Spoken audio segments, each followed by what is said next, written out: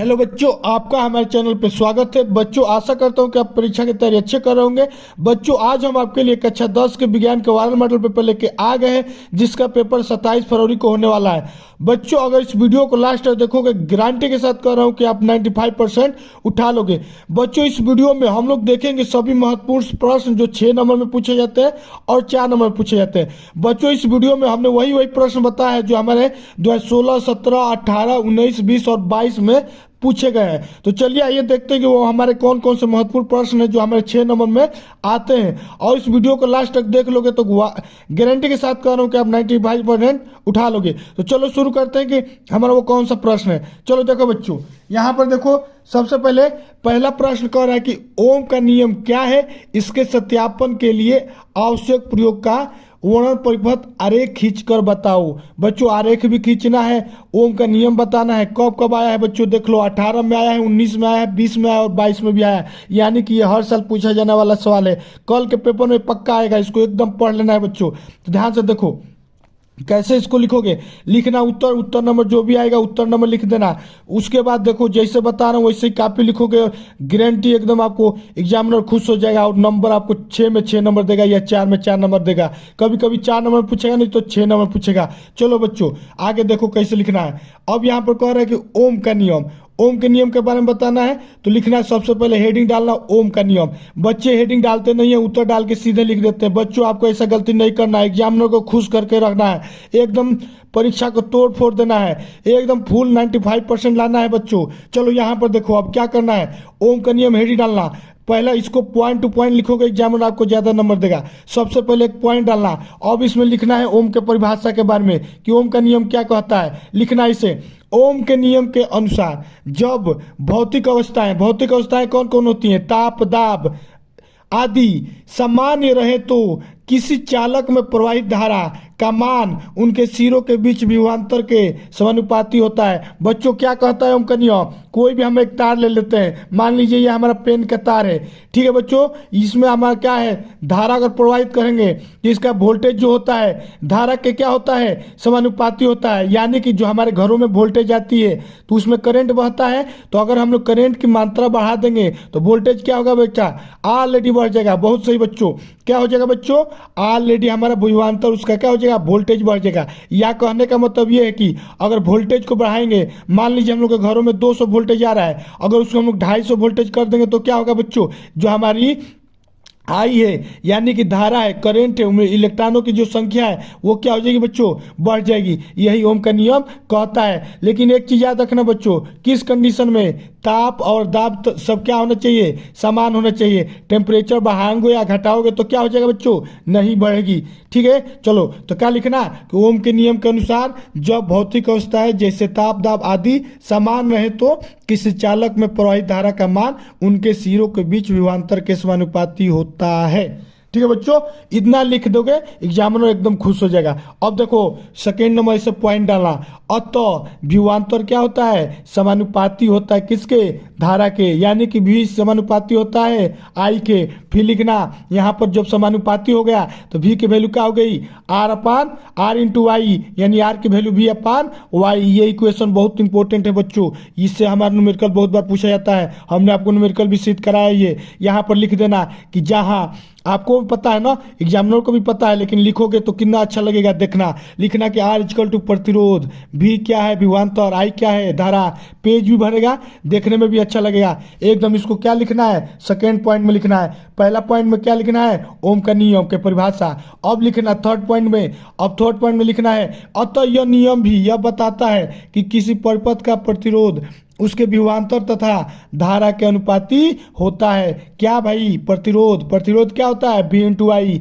ऐसे are equal to लिख देना और इसको कोशिश करना बॉक्स बना देना, बॉक्स बनाने से देखने में अच्छा लगता है। अब बताओ बच्चों, जो आर होता है उसका मात्रक क्या होता है, ओम होता है ना, तो ऐसे लिख देना कि अतः इसका मात्रक ओम, पॉइंट नंबर 4 डाल देना, ओम होता है या वोल्ट पर एम्पियर होता है। इतने ऐसे लिख देंगे, पॉइंट टू पॉइंट लिखेंगे, आपको एग्जामिनर पूरा नंबर देगा। 4 पॉइंट आप इसको लिखना है।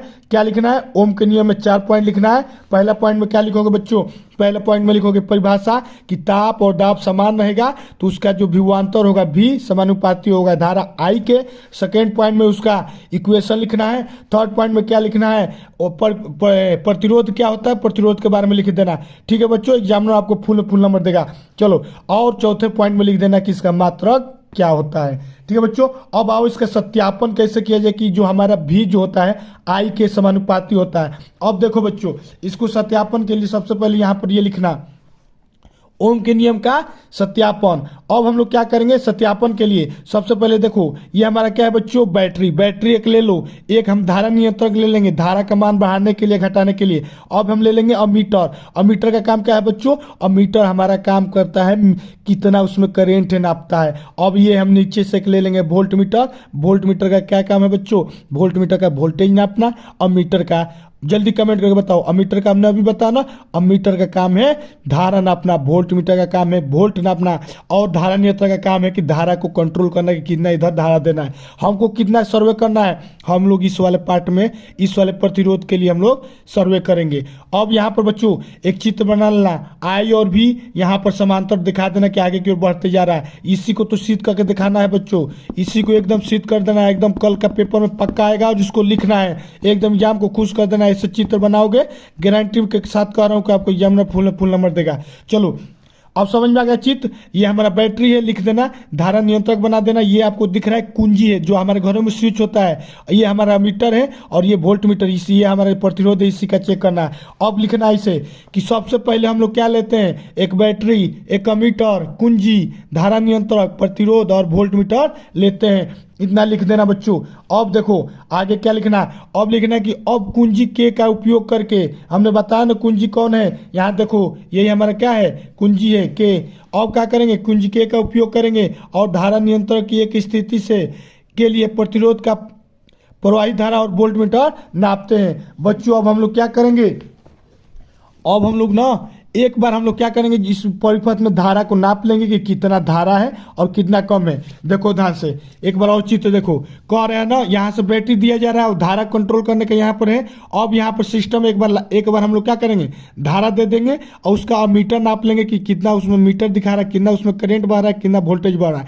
अब हम लोग क्या करेंगे सेकेंड स्टेप में, अब थोड़ा धारा का मान बढ़ा देंगे, किसके द्वारा, धारा नियंत्रक के द्वारा। अब फिर हम मीटर पर चेक कर लेंगे कितना उसका मीटर दिखा रहा है और कितना उसका वोल्टेज दिखा रहा है। ऐसे ही कर करके कम बेसी करते करते धारा की मान कभी बढ़ाएंगे कभी घटाएंगे और बार बार हम लोग क्या करेंगे, रीडिंग नोट करेंगे। और रीडिंग नोट करेंगे तो हम लोग देखेंगे एक आई और भी ग्राफ बनाएंगे तो क्या होगा, धारा का मान जैसे जैसे वोल्टेज का मान बढ़ाएंगे वैसे वैसे आई का मान बढ़ता जा रहा है। देखो बढ़ता जा रहा है ना, एकदम 45 एंगल पे बनता है। ये दोनों कितना एंगल पे बनता है बच्चों, 45 एंगल पे। तो यही हमको बताना है, यही सिद्ध करना है। हो गया ना सिद्ध, तो ऐसे लिखना कि अब धारा नियंत्रक द्वारा कुंजी के को लगाकर धारा का मान बदलते हैं तथा अमीटर व वोल्ट मीटर की बात पढ़ लेते हैं। अब इससे क्या होता है बच्चों, हम लोग जब पाठ अलग अलग पढ़ते हैं और देखते हैं, जब ग्राफ बनाते हैं तो एक्स वाई के अक्ष पे जब हम लोग ग्राफ बनाते हैं तो क्या होता है, एक सरल रेखा होती है, सरल रेखा भी आ रही थी 45 एंगल पे, वही लिख देना है। और तो अब हम देखते हैं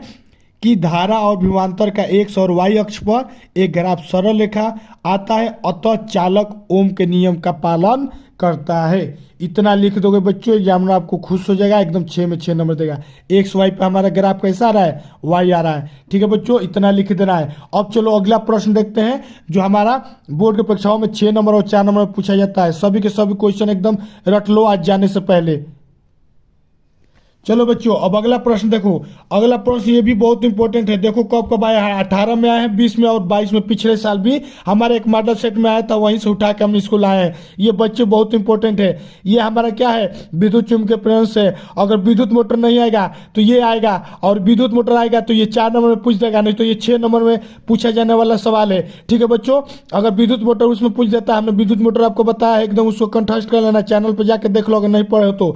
और देखो अगर उसमें विद्युत मोटर पूछेगा तो फैराडे का नियम आपको कहाँ पूछेगा बच्चों, कहाँ पूछेगा, 4 नंबर में पूछेगा पक्का, लेकिन पूछेगा। चलो देखो इसको आज पढ़ के जाना है, एकदम रट लेना है। कह रहा है कि देखो सबसे पहले प्रश्न याद कर लो। बच्चे प्रश्न ही नहीं याद करते हैं, उत्तर याद करके चले जाते हैं। प्रश्न आता है वो भूल जाते हैं। प्रश्न भी ध्यान से सुना करो, प्रश्न नहीं सुनोगे तो तुम्हारा घबरा जाएगा। अब आंसर याद करा दूंगा, प्रश्न ही नहीं आएगा, तुम किसी और का आंसर कहीं और लिख दोगे। ध्यान से सुनो क्या कर रहा है प्रश्न कह रहा है कि फ्राडे का विद्युत चुम्बकीय प्रेरण का नियम लिखिए, प्रेरित धारा की दिशा ज्ञात कीजिए। क्या करना है? प्रेरित धारा जो निकलती है उसकी दिशा ज्ञात करना है और फ्लेमिंग का नियम बताना है। बच्चों फ्लेमिंग का नियम दाएं हाथ का बाएं हाथ का दो नियम होता है, एकदम ये कल का पेपर में आने वाला है बच्चों, ध्यान से सुनो। फ्राडे का विद्युत चुम्बकीय प्रेरण का नियम, प्रेरित धारा की दिशा ज्ञात करना है और फ्लेमिंग का नियम बताना है। फ्लेमिंग का नियम हमने आपको बताया है, एकदम दिशा ज्ञात करने में लिए आता है, एकदम देख लो। अगर पीछे नहीं आपको विश्वास है तो ये देखो, हम आपको मॉडल पेपर दिखा रहे हैं, यहाँ पर एकदम पूछ ही रहा है।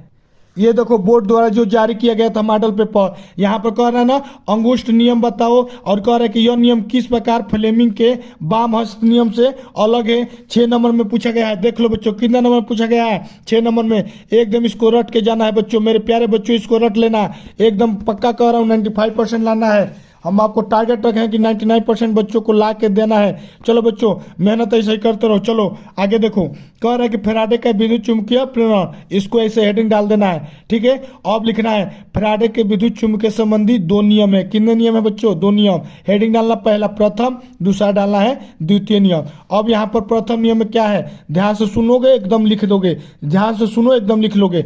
अब यहाँ पर देखो, जब किसी बंद कुंडली में होकर जाने वाली चुंबकीय बल रेखाएं में परिवर्तित की जाती है तो उस कुंडली में प्रेरित विद्युत वाहक बल उत्पन्न होता है तथा वो तब तक रहता है जब तक चुंबकीय फ्लक्स में परिवर्तित होता रहता है। बच्चों कुंडली क्या होता है? आप कोई भी तार ले लीजिए, कोई भी आप तांबे का तार ले लीजिए, अब उसको क्या करिए, गोला गोला लपेट दीजिए। आप कागज की दफ्ती को ऐसे गोला लपेट के और उसके चारों ओर तार लपेट देंगे तो गोला गोला आकार का बन जाएगा, उसी को कुंडली कहते हैं।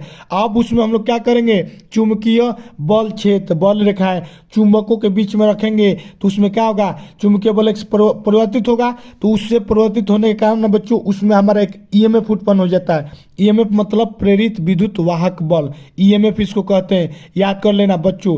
ईएमएफ किससे कहते हैं? प्रेरित विद्युत वाहक बल को कहते हैं। वही हमारा उत्पन्न हो जाता है जिसके कारण क्या होता है, उसमें हमारा चुंबकीय प्लस परिवर्तित होने के कारण उसमें ईएमएफ उत्पन्न होता है और ईएमएफ हमारा क्या करता है, उसमें बिजली पैदा करता है, करंट पैदा करता है। यही बस आपको पॉइंट लिखना है। तो ऐसे लिखना कि जब किसी बंद कुंडली में, कैसा कुंडली, बंद कुंडली में होकर जाने वाली चुंबकीय बल रेखाओं में परिवर्तित होता है तो उस कुंडली में प्रेरित विद्युत वाहक बल उत्पन्न होता है तथा वो तब तक रहता है जब तक चुंबकीय फ्लक्स में परिवर्तित होता रहता है। कब तक रहता है? जब तक उसमें परिवर्तित करते रहेंगे। अब देखो इसका द्वितीय नियम में, ये बहुत इंपॉर्टेंट है, द्वितीय नियम ध्यान से सुनो। द्वितीय नियम ये कहता है कि किसी कुंडली में उत्पन्न प्रेरित विद्युत वाहक बल जो ईएमएफ उत्पन्न होता है का परिमाप कुंडली से होकर जाने वाले बल रेखाओं की संख्या चुंबकीय फ्लक्स के दर के अनुपाती होता है। बच्चों द्वितीय नियम बस कुछ नहीं है, पहला नियम में हमने आपको बताया चुंबकीय ईएमएफ उत्पन्न होता है और इसमें कह रहा है कि जो ईएमएफ होता है वो क्या होता है, कुंडली से होकर जाने वाली बल रेखाओं की जो संख्या होती है उसी के क्या होता है, अनुपाती या समानुपाती होता है। तो इसे लिख देना, अतः इसको पॉइंट नंबर 2 लिख देना। अतः दर जो होता है ये क्या है हमारा बच्चों, φ2 माइनस φ1 कर देंगे तो ये हमारा क्या हो जाएगा, उस कुंडली में दर और बटा में टी लिख देंगे, समय के अनुसार कितना बदल रहा है, 2 से कितना हो रहा है, 1 हो रहा है, इतना लिख दोगे। यहाँ पर जो दर होगा किसके बराबर होगा, ई समानुपाती होगा φ2 माइनस φ1 बटा डेल्टा टी। अतः यहाँ पर लिख देना इजकल टू, यहाँ इसका करते हैं, इसको हटाएंगे तो हम लोग क्या हो जाएगा, के रख देंगे और यहाँ से के की वैल्यू अगर हम 1 रखते हैं, के की वैल्यू अगर 1 रखते हैं तो ई की वैल्यू हमारी क्या हो जाएगी बच्चों, ई की वैल्यू आ जाएगी φ2 माइनस φ1 बटा डेल्टा टी। बॉक्स बना के लिख देना, एग्जामिनर आपको नंबर दे देगा। आशा करता हूँ कि आपको ये दोनों अच्छा लगा होगा वीडियो। चलो अब देखो आगे इसका, देखो दोनों पॉइंट समझ में आ गया। अब इसको चित्र बना दोगे, चित्र बनाने से 2 नंबर एक्स्ट्रा आपको बढ़ जाएंगे। 2 नंबर आपके एक्स्ट्रा बढ़ने वाले हैं। आपको एक कुंडली बनाना है। यहाँ पर देखो हमने कुंडली बनाया, एक और कुंडली बनाया है, दोनों बंद कुंडलियाँ हैं। अब इस कुंडली में हम लोग जब धारा प्रवाहित किए हैं, यहाँ पर देखो बैटरी दिख रहा है, ये हमारा क्या है बैटरी, ये हमारा क्या है कुंजी। जब इसमें हम लोग धारा प्रवाहित करेंगे, ये हमारा कुंडली में जब धारा प्रवाहित होगा, ईएमएफ इसमें क्या होगा, चुंबक पैदा होगा। इस कुंडली को जब इसके पास में ले जाएंगे तो इसका चुंबकीय फ्लक्स आगे पीछे कुंडली को करेंगे तो इसका क्या होगा, चुंबकीय फ्लक्स चेंज होगा कि नहीं होगा। और चुंबकीय फ्लक्स चेंज होने के कारण बच्चों ओम का नियम क्या कहता है, इसमें ईएमएफ उत्पन्न होता है जो हमारी धारा को पैदा करता है। यानी इस वाले कुंडली में अगर हम धारा दे भी और ना दे, हमारा क्या होगा, इसमें हमारा फिक्स है कि करंट आएगा। तो जो हमारा ट्रांसफार्मर होता है इसी पे काम करता है। एक कुंडली इधर आता है, एक कुंडली इधर आता है, इसमें लाइन दिया जाता है, इसमें लाइन ऑटोमेटिक आ जाता है। कैसे, फैराडे के नियम से। अब आओ बच्चों देखते हैं फ्लेमिंग का दाएं हाथ का नियम क्या कहता है। सबसे पहले आपको चित्र ये देखो, अंगूठा आपका दिख रहा है, अंगूठा को ऊपर कर लो, अपना तर्जनी उंगली को आगे कर लो। किसी को उंगली करते हो ना तो उंगली आगे दिखाओ उसको, और ये वाला पार्ट को किधर कर लो, एकदम तीनों को 90-90 एंगल पे ला दो। अभी इसका नियम तुम समझ जाओगे। अब पहले बात याद रखना, इसको दायां हाथ रहना चाहिए। कौन बात बच्चों, दायां हाथ रहना चाहिए, ये वाला हाथ रहना चाहिए जिससे तुम लिखते हो। ठीक है बच्चों, बहुत लोग बाएं से भी लिखते हैं लेकिन मैक्सिमम जो होते हैं बच्चे दाएं से लिखते हैं। चलो बच्चों अब देखो क्या है ये नियम। यदि अब इसमें लिखना, पहले नियम सुन लो। कह रहा है कि यदि हम दाएं हाथ की तर्जनी को मध्यमा तथा अंगूठे को इस प्रकार फैला कर रखें कि सभी लंबवत हो, तब तर्जनी चुंबकीय क्षेत्र की दिशा, अंगूठा चालक की गति तथा मध्यमा उत्पन्न प्रेरित विद्युत वाहक बल को निर्देश करता है। कुछ नहीं बच्चों, यहाँ पर हाथ ले लो, सीधा कर लिए। अगर तर्जनी अंगुली है, क्या है बच्चों, तर्जनी अगर हमारे चुंबकीय क्षेत्र की दिशा है, अंगूठा हमारा जो है क्या है बच्चों, हमारा अंगूठा क्या है जल्दी बताओ। और अगर अंगूठा हमारा चालक की गति है तो जो हमारा जो ईएमएफ उत्पन्न होता है हमारा क्या निर्देश करता है, मध्यमा अंगुली जो हमारी होती है ईएमएफ इंड्यूस करती है। ऐसे याद कर लेना बच्चों, एकदम ऐसे ही याद कर लेना है, कंठस्थ कर लो। जो अंगूठा होता है क्या होता है, चालक की गति को दर्शाता है। क्या दर्शाता है, चालक की गति को। मध्यमा क्या दर्शाती है, प्रेरित विद्युत वाहक बल को, जो हमारा ईएमएफ उत्पन्न होता है। ईएमएफ याद करके चले जाओ, ऐसे लिख देना, एकदम आपको एग्जामिनर फुल में फुल नंबर देगा। ठीक है बच्चों, चलो अगला प्रश्न देखो जो हमारे 6 नंबर के लिए बहुत ही महत्वपूर्ण है।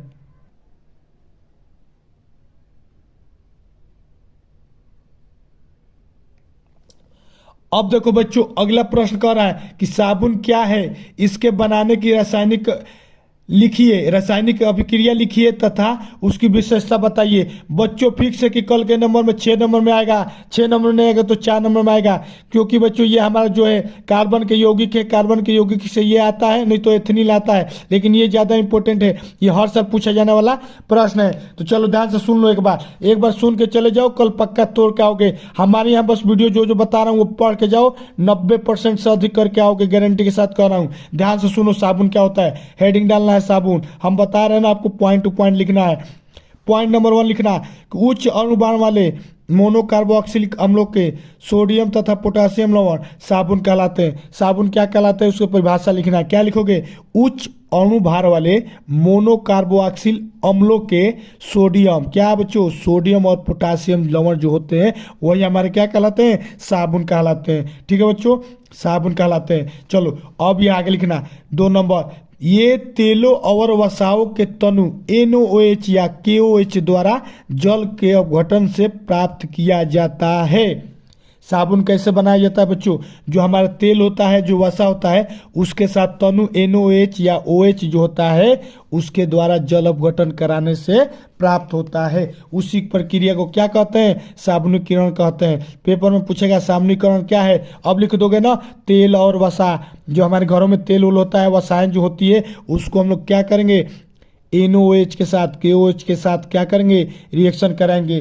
चलो तो देख लो, ऐसे अभिक्रिया लिख देना, एकदम इसको कंठस्थ कर लेना। हम ट्रिक बता रहा हूँ कैसे याद करना। देखो साबुन बनाने की रासायनिक अभिक्रिया, एकदम इसको कंठस्थ कर लो। कैसे करना है देखो, ये एक याद करना है, तीनों क्या है, सेम का सेम वही है। यहाँ देखो CH2 OCO CA17H15 तीन ऐसे आपको लिख देना है। क्या करना है बच्चों, तीन आपको ऐसे लिख देना है। यहाँ पर बस एक हाइड्रोजन को घटा के सभी के सी भी, यहाँ पर CO के बाद ये देखो 17 दूनी के 34, एक 35, ऐसे याद कर लो। 17 का दुगुना करके एक जोड़ देना है, 17 का दुगुना करके एक जोड़ देना है, याद कर लो बच्चों। क्या करना है, 17 को जोड़ के एक जोड़ लेना है, तो याद हो गया। अब कुछ नहीं, एक C है, यहाँ पर H है, अब यहाँ पर सब एक याद कर लो, पूरा याद हो जाएगा। CH2O COC17H34, इतना काम खत्म। अब प्लस इसमें हमने बताया ना NOH के साथ रिएक्शन किया जाता है। अब NOH के साथ रिएक्शन करोगे तो क्या होगा, एक हमारा ग्लिसरॉल बनेगा और एक हमारा साबुन बनेगा। साबुन के याद कर लो 17 दूनी के 34 और COO है, हमने बताया ना Na को जोड़ देना है, यहाँ का Na इसमें जोड़ देना है, आपका हो जाएगा साबुन की रौन। अब बच्चों अगर नहीं पढ़ोगे तो 6 नंबर आप गवा दोगे, पक्का इसको याद कर लो। 1 मिनट स्क्रीनशॉट इसका ले लो, एकदम कंठस्थ कर लो, कल के पेपर में पक्का आने वाला है, गारंटी के साथ कह रहा हूँ आएगा। चलो अब अगला देखो, अब इसका क्या लिखना, गुणधर्म लिख लेना। गुणधर्म में क्या होता है, एकदम ही तो ईजी, आप आपको एक लाइन में बोल रहा हूँ, सुन लोगे तो याद हो जाएगा। देखो साबुन जो होता है क्षार रहित होता है, क्षार नहीं रहता इसमें, क्योंकि यह हमारे वस्त्रों और त्वचा को हानि पहुंचाता है, इसीलिए ये क्षार रहित होना चाहिए। अगला लिख देना कि प्रयोग में लाने वाले साबुन चटकना नहीं चाहिए। ठीक है बच्चों, अब अगला लिख देना पॉइंट कि साबुन एल्कोहल में विलय होना चाहिए। चौथा नंबर लिख देना कि साबुन चिकना एवं मुलायम होता है, खुरदरा साबुन अच्छा नहीं होता है। अगला पॉइंट लिख देना खुरदरा नहीं होना चाहिए, मुलायम होना चाहिए। फिर एक पॉइंट लिख देना कि साबुन में जल की मात्रा 10% से अधिक नहीं होनी चाहिए। और एक पॉइंट ये लिख देना बच्चों कि इसमें कीटाणुनाशक पदार्थ मिले होने चाहिए। कौन, मतलब कीटाणुओं को मारने वाले। डिटॉल साबुन याद कर लीजिए, कैसा होना चाहिए, चिकना नहीं होना चाहिए, कैसा होना चाहिए, मुलायम होना चाहिए और चिकना होना चाहिए, खुरदरा नहीं होना चाहिए। और बच्चों एल्कोहल में घुलना चाहिए, एल्कोहल में डाल दो तो घुल जाएगा तुरंत। और दूसरा बच्चों साबुन वो चटकना नहीं चाहिए। तीसरा बात बच्चों ये क्षार रहित होना चाहिए। इतना पॉइंट लिख दो, एग्जामिनर के एकदम खुश हो जाएगा, पेपर को फोड़ दोगे। और यहाँ पर देख लो साबुन का फॉर्मूला यही होता है, 17 दूनी का 34 और एक कार्बन, 2 ऑक्सीजन, 1 सोडियम। Na याद कर लो, NOH और KOH, यही हमारा क्या होता है, मिक्सन होता है। बच्चों अगर इतना लिख दोगे, आशा करता हूँ कि आप गारंटी के साथ कर रहा हूँ 6 नंबर पूछे जाने वाले सभी के सभी क्वेश्चन हल कर ले जाओगे। तो जल्दी कमेंट करके बताओ अच्छा लग रहा है कि नहीं लग रहा है। अब एक और प्रश्न देख लो इस बात पे।